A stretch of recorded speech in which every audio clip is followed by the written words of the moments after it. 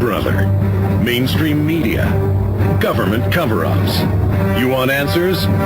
Well, so does he. He's Alex Jones on the GCN Radio Network. And now, live from Austin, Texas, Alex Jones. All right.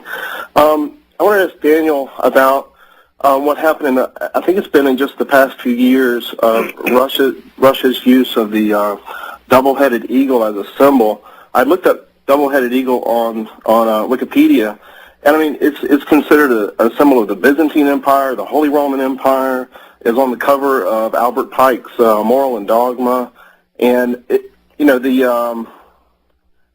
then when I was in Buenos Aires this past summer, I went to an old mansion that was kind of a place where tourists go, and so many things in that mansion had it, and they said that was from Spanish Inquisition or something, Spanish Catholic Church or... well, I mean, the double-headed eagle has been popular since Rome. When Rome split into two empires, that an Eastern and a Western Empire, that became its symbol. But eagles have... Okay, go ahead. But what did it mean? What did it symbolize for Russia, or what should we, our audience... It's Eastern and Western Empire because it went from the Pacific Ocean to the Atlantic Ocean. Daniel? Oh, absolutely. And also what Russia of today has adopted is the Tsarist double-headed eagle. The Romanovs used it 100 years ago, and Russia has decided to use it as its new symbol of strength. Yeah, they've just taken the old flag and the old symbol back. Exactly. Hope that answers your question. But yes, it goes back to Rome and when they had an Eastern and Western Empire. Okay, let's go ahead and go to Frank in D.C. You're on the air, Frank. Hi, Alex. Great job. Keep up the good work. Thank you. Wouldn't you agree that the New World Order is now going to have an international style 911 to their gender cross, probably with mini nukes? Well, yeah, I do believe the globalists are going to stage more terror attacks and blame it on Al-Qaeda. Let's get a comment from Daniel. Daniel? Well, actually, I'm getting reports from my source, and again, I have to be very careful how I phrase these things because people do seem to lose their head over my comments. I'm getting reports that the next big terrorist nuclear attack is going to be staged in Israel. Now, that's all I know for now. I don't know anything else. But again, if that's the case, and if that actually goes down, we're in some deep trouble. Because Israel's going to nuke Syria, they're going to nuke Iran, they're going to nuke who else? Well, you're going to have a regional war. So the first thing, from what I understand, they're going to detonate a nuclear war in Israel, and as a consequence of that, you're going to have a regional war, which may lead to the Third World War.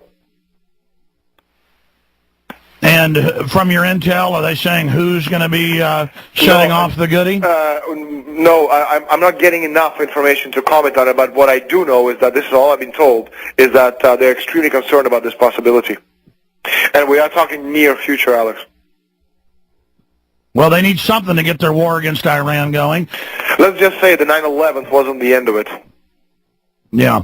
Okay, does that answer your question, Frank? Yeah, but what if they fail, though? Ain't they exposing themselves? Say that again? If they do pull one of these attacks and it doesn't go according to plan, won't they be exposing themselves? Well, a nuke's easy. You just pull a truck up, and then you show some video of Muslims being in the area, just stage it, and then, it's pretty easy to cover up a nuke as long as the isotopes can't be tracked back to your government. Daniel? Yeah, absolutely. You just said it. Okay, Frank, thanks for the call. Vernon in New York. You're on the air with Daniel Estulin. Hello? Yes. Yes, I would like to get a comment from both you and your guest, Estulin.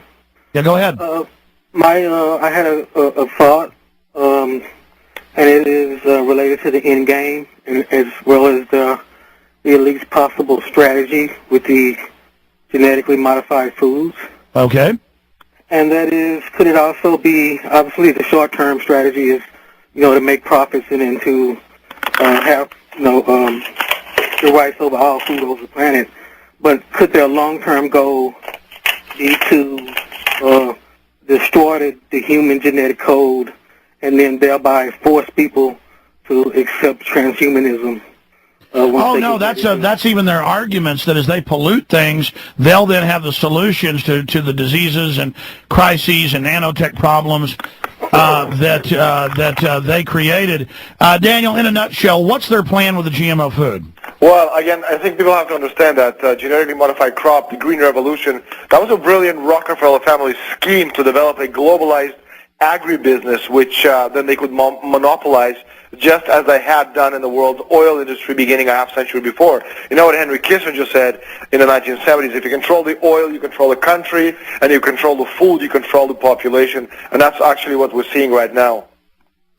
And that's why these plants take over similar subspecies and then make it to where they can't reproduce. And Monsanto in '99 publicly said that we're going to contaminate everything, so you don't have a choice, and then we own everything.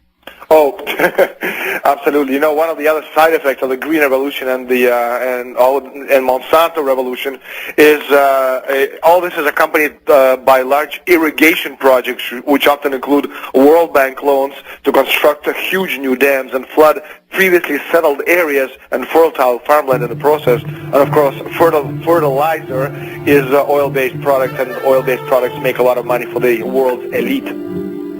We'll be right back with Daniel Estulin in the final segment. He's in the United States in New York right now. Going to have events out in Portland and other cities. You can find out more at danielestulin.com or trinday.com. We'll be right back.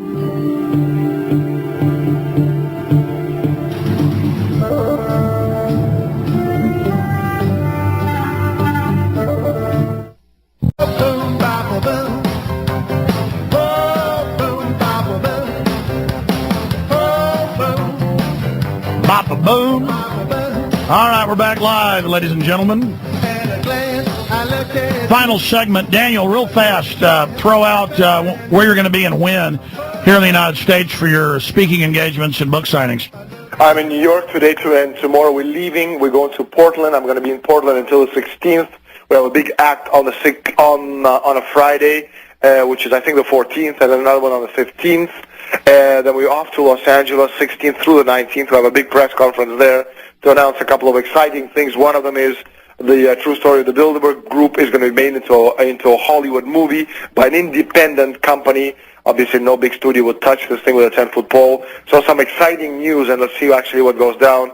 The Bilderberg conference is just around the corner. That's going to be May, early June. Of course, I'm going to be there, and I think we can still win this war if we can just get enough people on our side. Well, I never brought that up, but a film crew, the Independent Film Channel, who I think are there, aren't they videotaping your interview with me today? Exactly. Yeah, they're here with me. They were telling me they'd heard through the grapevine about a pretty good size filmmaker group. I'm going from memory, was going to make a film about your story. Well, these are the people who are making Terminator 4. So obviously they have enough money to put this whole thing together, and obviously we're looking forward to this because I think it will expose the Bilderbergers even more, bring the truth into the spotlight, which obviously these people hate. Yeah, it's going to be exciting, Daniel. I can't wait to go eat some popcorn and watch it. Well, I tell you one thing. These guys told me that Discovery Channel was with you the other day. These people are following me around today. We have Hollywood interested in some of the stuff that I'm doing for the film. There's enough stuff out there getting out for people actually to be able to see another side to the story. And if we can just get enough people on our side thinking, that's what my book does, and that's what your video, ENDGAME, that's what it does. It gets people thinking on their own, and that's one of the things that the men behind the curtain hate. They hate the idea of somebody doing thinking on their own and getting in the way of these people and their transgressions. Well, danielestulin.com is the website. Daniel, thank you for spending time with us. We'll talk to you soon. God bless you, Alex. Thanks so much for having me on your show. You bet. Take care, my friend. Here in the United States right now, find out about where he's speaking on his website, and the particular dates, the where and when. And I had Paul Watson on. I had another guest on in the first hour. We covered the latest info on the global carbon taxes, how they're ramming it through, to all our AM&FM affiliates, to the shortwave folks, the internet listeners, everybody. I appreciate you all. There's an internet stream at Infowars.com where the show is about to restart. If you missed any of the first or second hour, you can always, when the show ends live at 2 p.m. Central, go to the streams, the different streams. You want to find them, you got to go to Infowars.com or subscribe to the free podcast there. So the show restarts right now at Infowars.com. Don't forget the Infowars Network. Get your own MySpace account at Infowars.com.